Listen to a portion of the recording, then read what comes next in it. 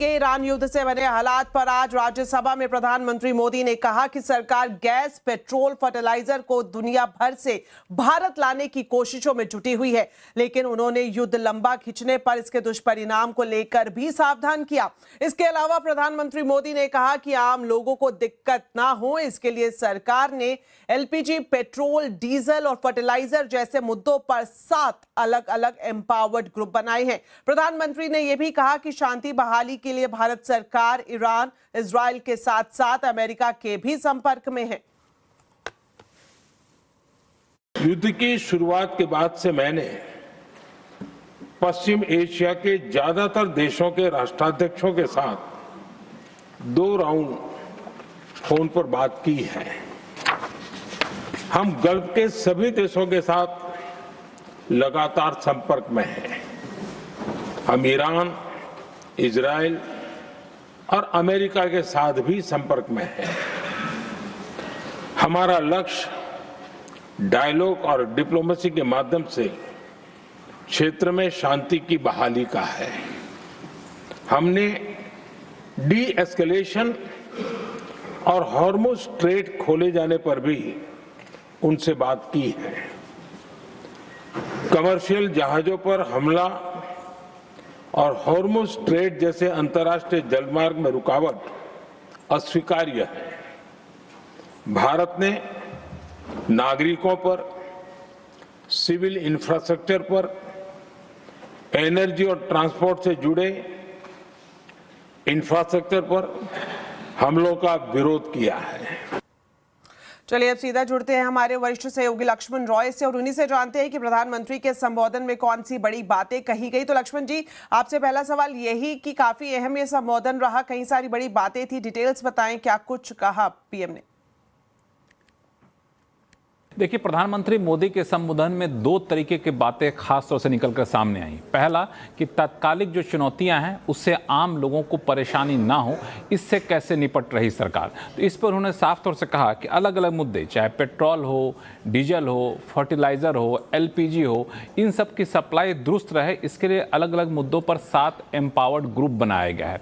इस 7 empowered group अपने अपने सब्जेक्ट को लेकर देखें कि इसकी सप्लाई सुचारू तरीके से हो, ये आम लोगों तक आसानी से पहुंचे, कहीं दिक्कत आए तो उस दिक्कत को तुरंत दूर करने के लिए तालमेल बैठाया जाए और जरूरी कदम उठाया जाए। दूसरी महत्वपूर्ण बात उन्होंने जो कही वो ये कि ईरान युद्ध से जो हालात उपजे हैं वो दरअसल ऊर्जा संकट पैदा हो गया, सिर्फ भारत में नहीं पूरे विश्व में। इससे भारत भी अछूता नहीं है और भारत के लिए स्थिति चिंताजनक है। लेकिन इन चिंताओं के बीच में उन्होंने बार बार दोहराया कि भारत में एलपीजी की सप्लाई दुरुस्त करने की कोशिश की जा रही है, कच्चे तेल की सप्लाई की यहाँ पे कहीं कोई दिक्कत यहाँ पे है नहीं, और कच्चा तेल और गैस जहां से संभव है वहां से लाने की कोशिश की जा रही है। दूसरे देशों से लाने की कोशिश की जा रही है। पहले जहां 26 से 27 देशों से कच्चा तेल और गैस लाते थे, अब उन देशों की संख्या बढ़ के 41-42 हो गई है। इस तरीके से दूसरे देशों के साथ भी संपर्क में है ताकि कच्चे तेल और गैस की सप्लाई दुरुस्त की जा सके। एक और महत्वपूर्ण फोकस उनका यह था कि कैसे अंतर्राष्ट्रीय फ्रंट पे भारत सरकार काम कर रही है। तो उन्होंने कहा कि खाड़ी के सभी देशों के साथ कमोबेश उनके राष्ट्राध्यक्षों के साथ 2 बार बैठक कर चुके हैं। ईरान से उनकी बातचीत हो रही है, इजराइल से उनकी बातचीत होती है और यहां तक कि अमेरिका से बातचीत हो रही है। कोशिश इस बात की है कि इस पूरे युद्ध का शांतिपूर्ण समाधान निकाला जा सके और जल्द से जल्द ये तनाव खत्म किया जा सके। तो कुल मिलाकर कूटनीतिक माध्यम से भी सरकार अलग अलग मोर्चे पर काम कर रही है। तेल गैस सप्लाई लाने में भी इस पर सरकार का फोकस है। एक और महत्वपूर्ण बात उन्होंने ये कहा कि लॉन्ग टर्म में इससे सबक सीखते हुए सरकार कई सारे कदम यहाँ पे उठा रही है। मिसाल के तौर पर कच्चे तेल का रिजर्व को बढ़ाना, शिपिंग सेक्टर को लेकर खासतौर उन्होंने जिक्र किया और कहा कि भारत का जो कुल ट्रेड होता है उसका 90% ट्रेड जो है वो विदेशी शिप्स के जरिए होता है। ये अपने आप में चिंता की बात है। उस पर लंबे समय तक हम विदेशी शिप पे, विदेशी जहाजों पर निर्भर नहीं रह सकते। इसीलिए शिप बिल्डिंग पर खास सरकार फोकस कर रही है। करीब 70,000 करोड़ रुपए के पैकेज सरकार ऐलान किया था, वो 70,000 करोड़ रुपए लगाए जा रहे हैं कि मेड इन इंडिया शिप यहाँ पर निकलकर सामने आए। तो तात्कालिक दिक्कतों को दूर करने के साथ साथ सरकार ने लॉन्ग टर्म रणनीति क्या है इसका भी खुलासा किया प्रधानमंत्री ने अपने संबोधन में राज्यसभा में। जी लक्ष्मण जी, इसके अलावा सरकार दूसरे मोर्चे पर किस तरह के कदम उठा रही है?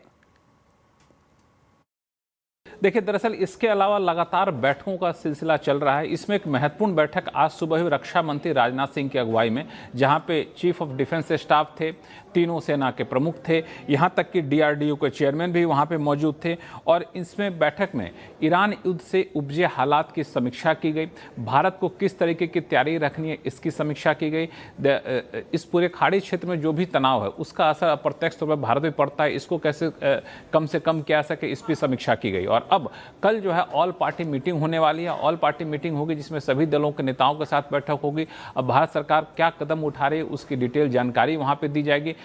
विपक्षी नेताओं की तरफ से जो भी शंकाएं हैं, जो भी सवाल है, उनका जवाब दिया जाएगा। और जैसा कि प्रधानमंत्री मोदी ने अपने संबोधन में कहा भी कि लंबे समय तक इस युद्ध का असर रहना वाला है, इसलिए हमें तैयार रहना चाहिए। तो वो तैयारी किस तरीके की है वो भी इस ऑल पार्टी मीटिंग में सरकार बताने की यहाँ पे कोशिश करेगी। इसके अलावा इंटर मिनिस्ट्रियल ग्रुप है जिसमें पेट्रोलियम मंत्रालय, उद्योग मंत्रालय, विदेश मंत्रालय, शिपिंग मंत्रालय हैं, उनकी लगातार बैठकें चल रही है, तालमेल करके जरूरी कदम उठाए जा रहे हैं। तो दूसरे मोर्चे पर भी बैठकों का सिलसिला लगातार जारी है ताकि जो भी जरूरत हो तत्काल कदम उठाए जा सके।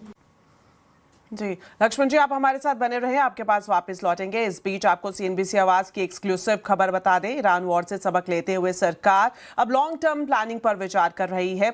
हमें एक्सक्लूसिव जानकारी मिल रही है कि सरकार कच्चे तेल की तर्ज पर ही गैस का स्ट्रैटेजिक रिजर्व बनाने पर भी विचार कर रही है।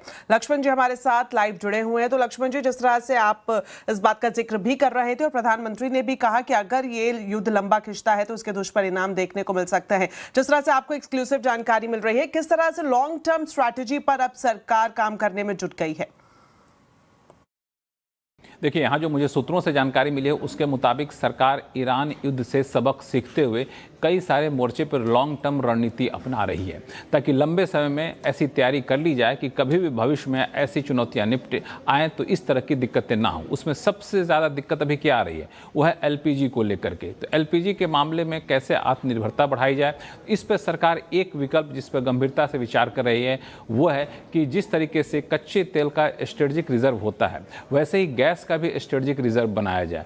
तो गैस का स्ट्रेटेजिक रिजर्व बनाया जाए, इस पर सरकार विचार कर रही है। लेकिन इसमें कई सारी तकनीकी चुनौतियां हैं, उन तकनीकी चुनौतियों की पहले समीक्षा की जाएगी और फिर सरकार इस पर कदम बढ़ाएगी। हालांकि सरकार मान रही है कि इसमें खर्च काफ़ी ज़्यादा होता है, लेकिन इसको पैसे के लिहाज से, आर्थिक लिहाज से नहीं देखा जा रहा है, इसको स्ट्रेटेजिक नज़रिए से इसको देखा जा रहा है कि हमारे पास गैस का भंडार होना चाहिए। पिछले सालों भी इस तरह के प्रस्ताव आए थे, लेकिन उस वक्त खर्च ज़्यादा होने की वजह सरकार ने इस पर अमल नहीं किया था। लेकिन अब ईरान युद्ध के बाद सरकार को लगता है कि इस तरह के स्ट्रेटेजिक रिजर्व गैस पर भी होना जरूरी है, तो इस पर सरकार गंभीरता से विचार कर रही है। कच्चे तेल को लेकर के जो अभी स्ट्रेटेजिक रिजर्व है सरकार उसको बढ़ाने का फैसला लिया है, उसको बढ़ाया जा रहा है। लेकिन सरकार का मानना है कि ये जो बढ़ोतरी करने का फैसला लिया गया है दरअसल उस 65 लाख मीट्रिक टन उससे भी ज़्यादा की ज़रूरत पड़ेगी। तो लंबे समय में इस 65 लाख मीट्रिक टन एडिशनल जो स्ट्रेटेजिक रिजर्व कच्चे तेल का है इसको भी ज़्यादा बढ़ाया जा सकता है। लेकिन इन सब के साथ साथ सरकार ऊर्जा के वैकल्पिक स्रोतों पर भी विशेष जोर देगी। हालांकि पिछले 10 साल में जो जोर दिया है उसका असर अभी है कि अभी दबाव बहुत कम देखने को मिल रहा है,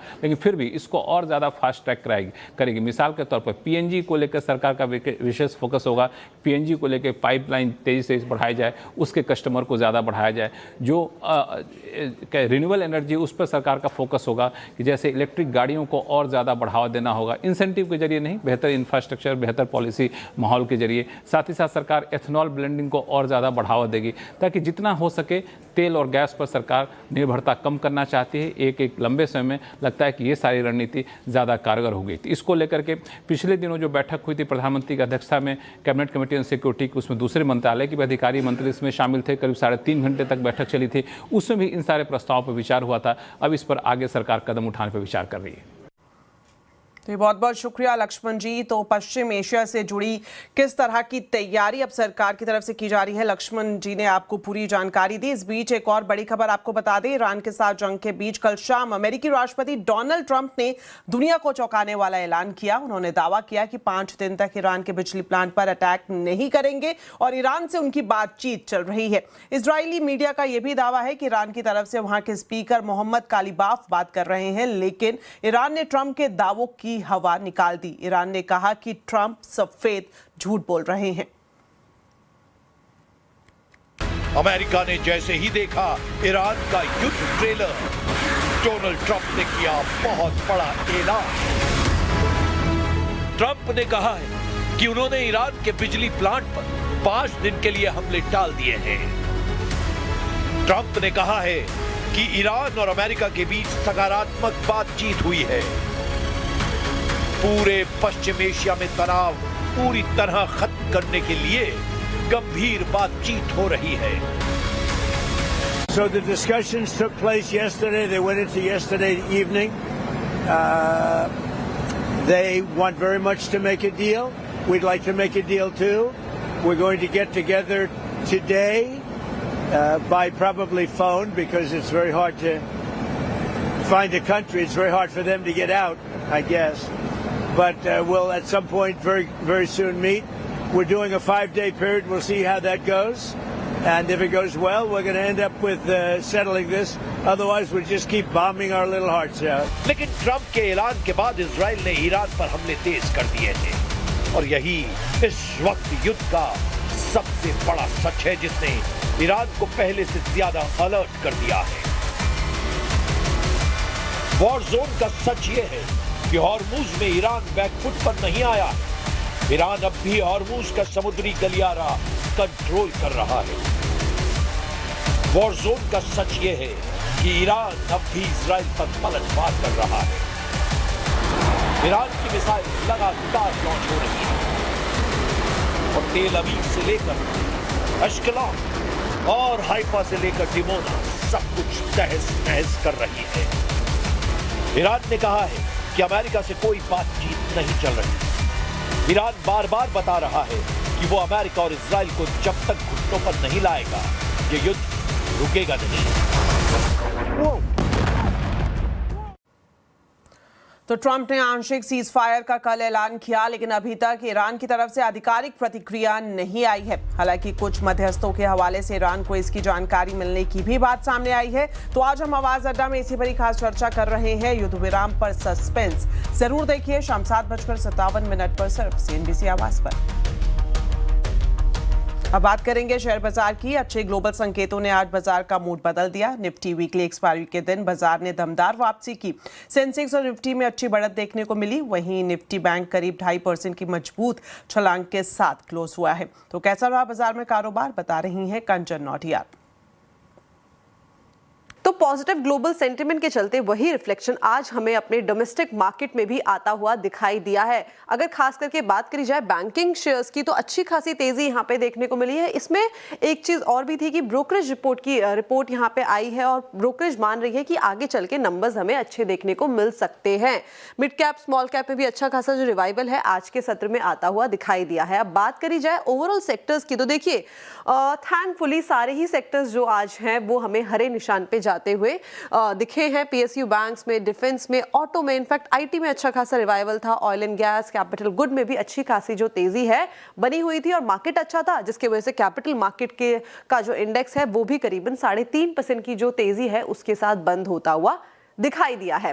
अब अगर बात करी जाए स्टॉक स्पेसिफिक एक्शन की तो लार्सन एंड ट्यूब्रो, क्योंकि इसका सीधा रिफ्लेक्शन हमें आता हुआ दिखाई देता है जो वॉर रिलेटेड स्टॉक्स है तो यहाँ पे अच्छी खासी तेजी। इंटरग्लोब एविएशन यहाँ पे रिपोर्ट आई थी और रिपोर्ट लॉन्ग टर्म का पर्सपेक्टिव अच्छा बता रही है। बजाज फाइनेंस और इटर्नल में भी शानदार तेजी जो है वो देखने को मिली है। लूजिंग पॉकेट की बात करी जाए तो कोल इंडिया, पावर ग्रिड एंटरप्राइजेज और सन फार्मास्यूटिकल में जो मंदी है वो देखी गई है। इसके अलावा बैंकिंग शेयर्स की जैसे कि मैं बात ही कर रही थी काफी सारी रिपोर्ट्स आई है, उसके बाद ये जो रुझान है वो हमें देखने को मिला है। नोमुरा की रिपोर्ट आई थी और इसके अलावा IT सेक्टर आज काफी फोकस में है। अच्छी खासी तेजी, यहाँ पे भी अच्छा खासा रिवाइवल यहाँ पे भी आता हुआ दिखाई दिया है। इनफैक्ट अर्निंग एस्टिमेट भी कुछ रिपोर्ट्स ने यहाँ पे जाहिर कर दिए हैं। चलिए इसी के साथ वक्त एक छोटे से ब्रेक का है, जल्द वापस लौटेंगे। आप देखते रहिए आवाज समाचार।